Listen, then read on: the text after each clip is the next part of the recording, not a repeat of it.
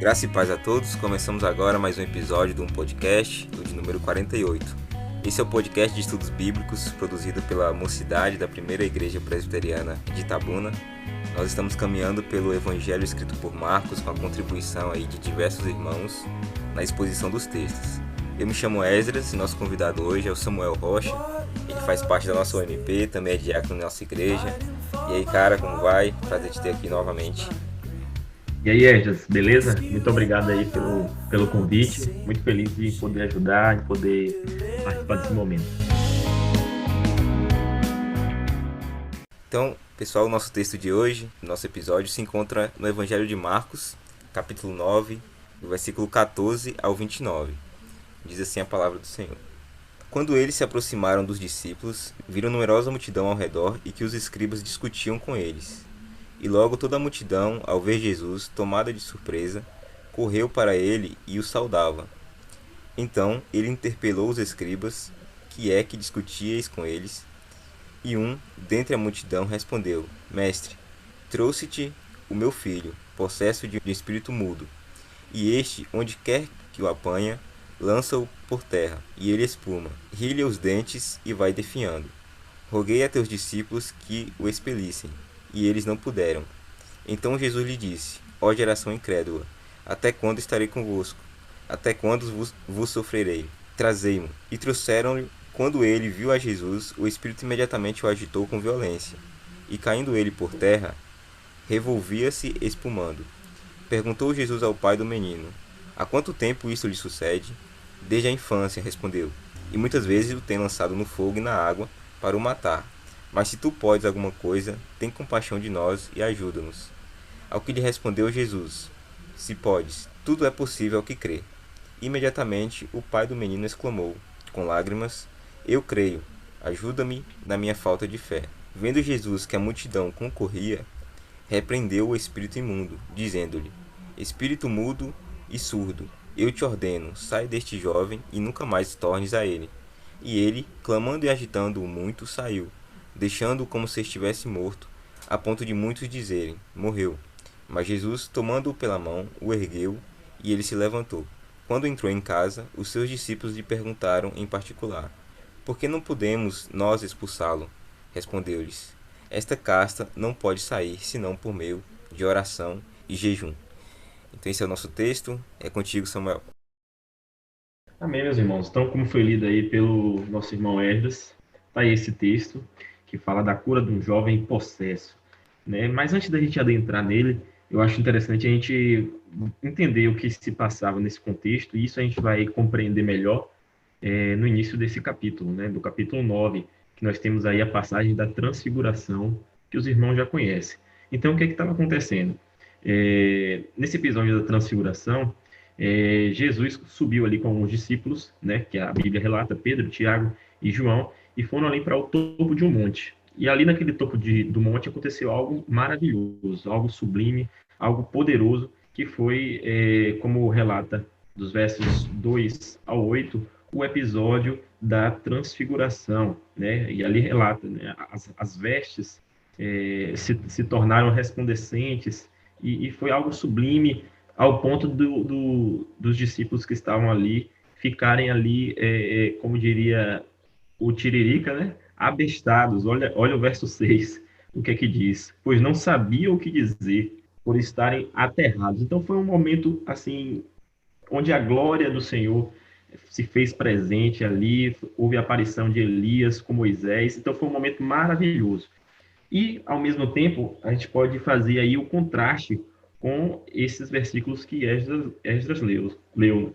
Então, assim, enquanto no monte estava acontecendo esse evento maravilhoso, no pé do monte a situação era totalmente contrária, como a gente pode ver aí um problema com a multidão, ali os escribas, né, um garoto endemoniado, então estava uma situação totalmente diferente do que se via ali no monte. E já fazendo um paralelo com a nossa fé, eu queria já ilustrar para vocês, porque a exemplo do topo do monte e do pé do monte, assim muitas vezes é a nossa fé, ela oscila bastante, né? Então, uma hora a gente está bem, a gente está vivendo um momento sublime na presença do Senhor, confiante, alegre, né, destemido.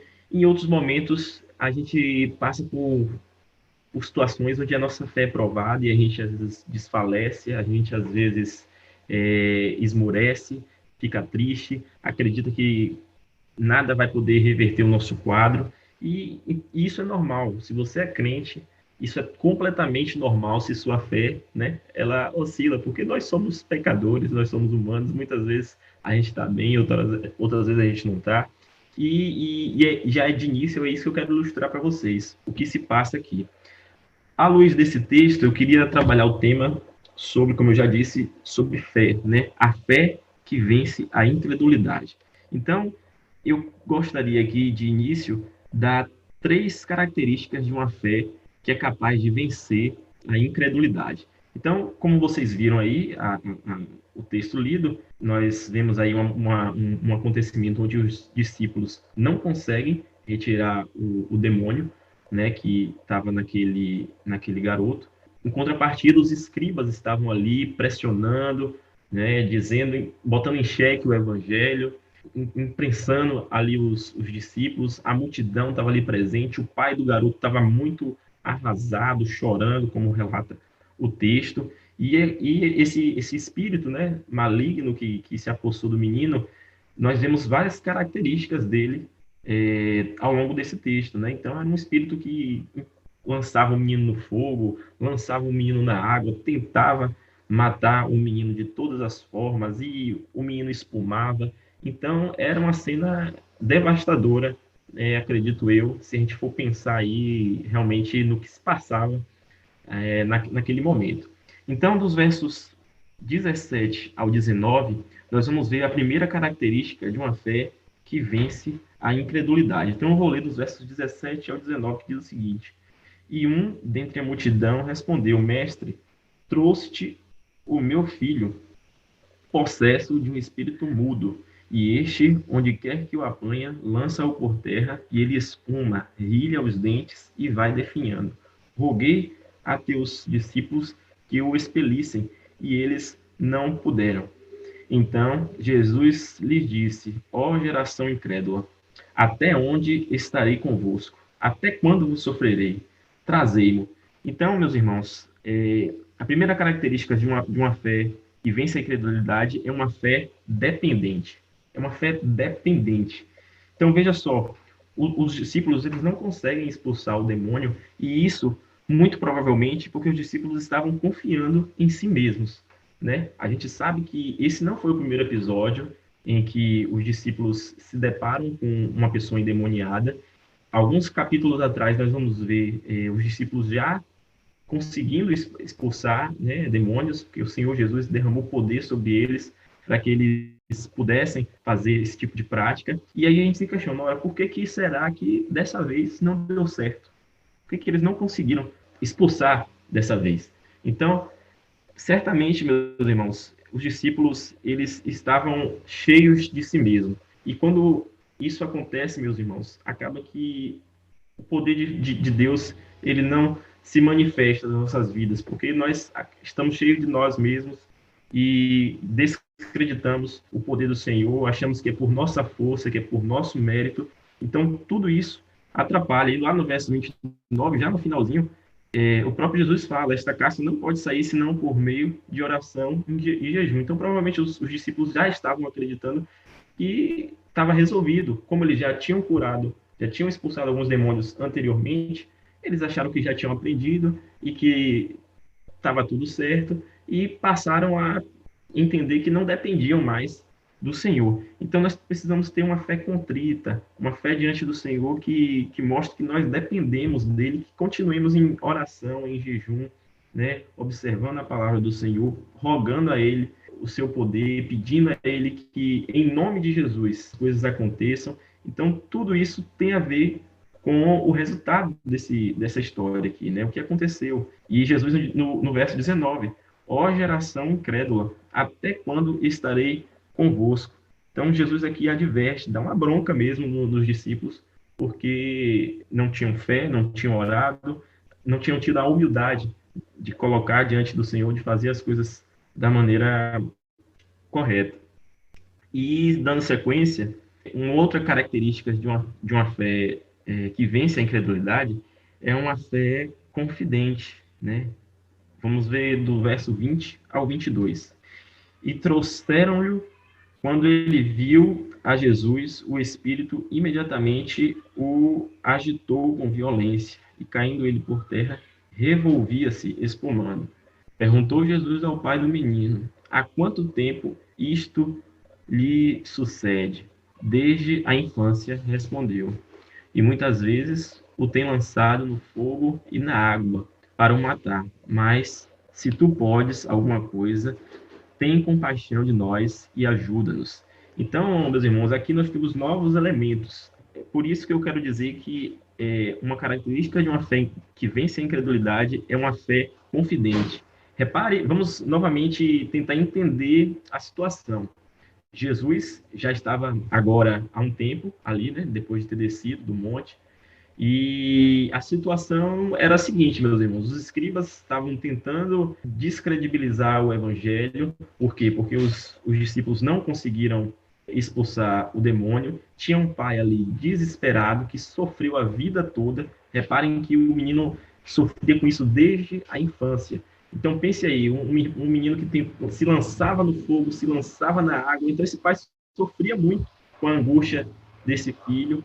Então o pai chorava, desesperado, a multidão ali em cima também pressionando, né, querendo ver e acontecer. E muitas das vezes a nossa reação poderia ser de simplesmente tapar os ouvidos e querer se esconder nessa hora, porque era uma situação muito tensa, muito preocupante. E no meio disso tudo, o que é que Jesus faz? Olha o que ele para e faz. E pergunta, né? Há quanto tempo isso lhe sucede? Aí o rapaz responde. Então veja que Jesus, nesse momento, ele poderia simplesmente curar, né? Expulsar o demônio e depois perguntar, fazer esse tipo de pergunta, né? E o pai do menino, Jesus, resolve isso aqui primeiro, depois eu dou a biografia completa de tudo que aconteceu.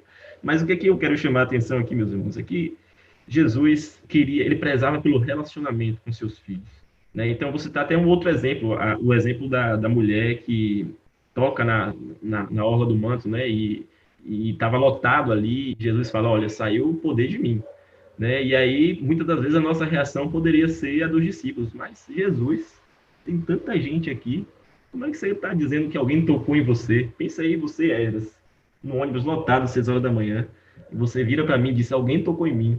Então, nós vemos aí Jesus, um Deus de relacionamento, que gosta de ouvir, que gosta de ouvir a oração, tem prazer na oração, tem prazer em ouvir os seus filhos, a súplica do justo. Então, nós vemos aí que Jesus quer que nós nos derramemos diante dele, né? Nós precisamos verbalizar, acho que essa é a palavra, verbalizar os nossos sentimentos. Nós precisamos expressar as nossas súplicas. Nós precisamos contar o que é que está dentro do nosso coração, o que está se passando dentro de nós, e ele está sempre disposto a ouvir. Então, a segunda característica de uma fé que vence a incredulidade é essa, é uma fé confidente. Então, conte tudo para o Senhor. Se coloque diante dele em oração, dobre os seus joelhos e declare a ele o que você precisa, qual é a sua angústia, qual é o seu problema. Então, nós vemos aí a segunda característica.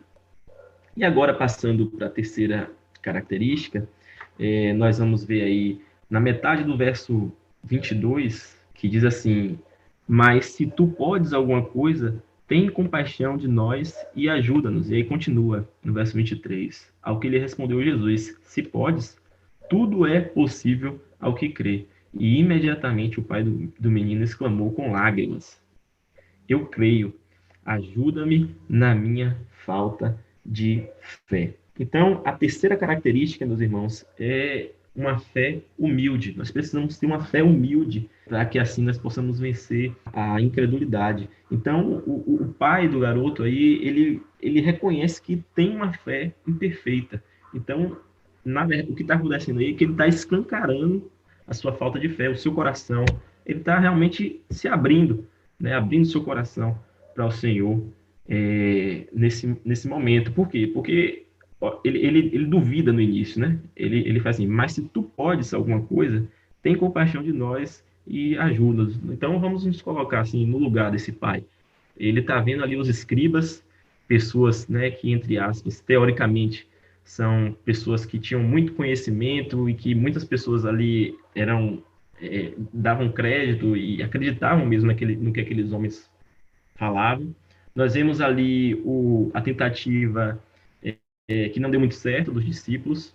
Nós vemos ali Jesus e uma multidão por detrás pressionando e o pai aflito. Então, provavelmente ele não conhecia muito bem a Jesus ainda, do que ele poderia fazer. Então, tudo aquilo ali mexeu com aquele homem e ele não sabia muito se Jesus realmente poderia fazer aquilo. E muitas vezes a gente age da mesma forma. Quando a gente está numa situação difícil na nossa vida, aí a gente será que tem jeito para a minha vida? Quando a gente olha para o país, será que tem jeito para esse país?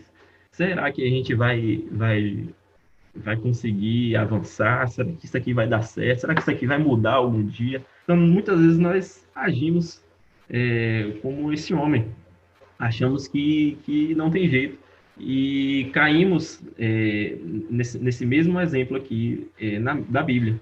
Então, nós precisamos reconhecer que nós temos uma fé perfeita e dizer, Senhor, eu tenho uma fé imperfeita, me ajuda a ter uma fé como o Senhor quer, como o Senhor requer de nós.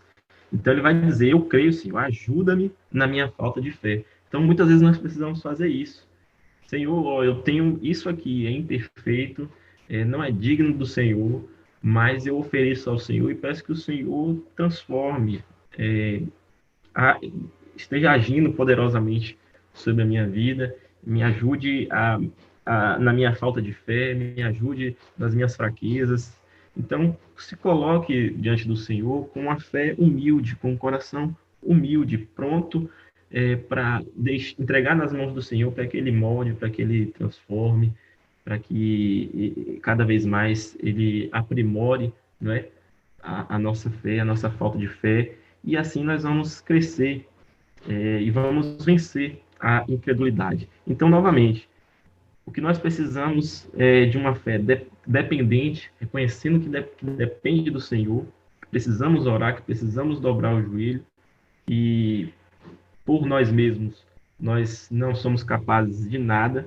A segunda característica é uma fé confidente, então confesse ao Senhor, exponha o seu coração, exponha tudo que tem acontecido na sua vida.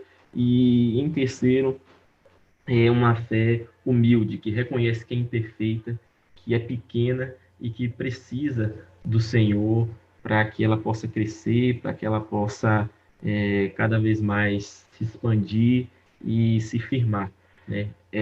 São essas as características de uma fé que vence a incredulidade. E que, em nome de Jesus, nós possamos refletir nessa mensagem e buscar essas características, buscar mais ao Senhor, tentar se envolver mais nas coisas do Senhor, ter uma vida diária com Deus, um relacionamento mais profundo, mais íntimo, para que a nossa fé ela se expanda, cresça e nós possamos nesses momentos de angústia, nesses momentos de incerteza, confiar no Senhor, confiar de que Ele é capaz de todas as coisas. Como Ele próprio diz no verso 23, tudo é possível ao que crê.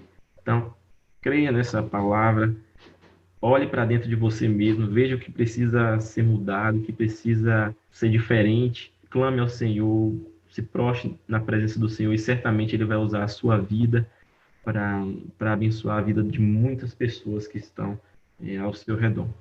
Então, essa é a palavra que eu queria deixar hoje. Amém, amém. Glória a Deus. Obrigado, Samuel, por ter aceitado aí o convite, pela contribuição nesse episódio.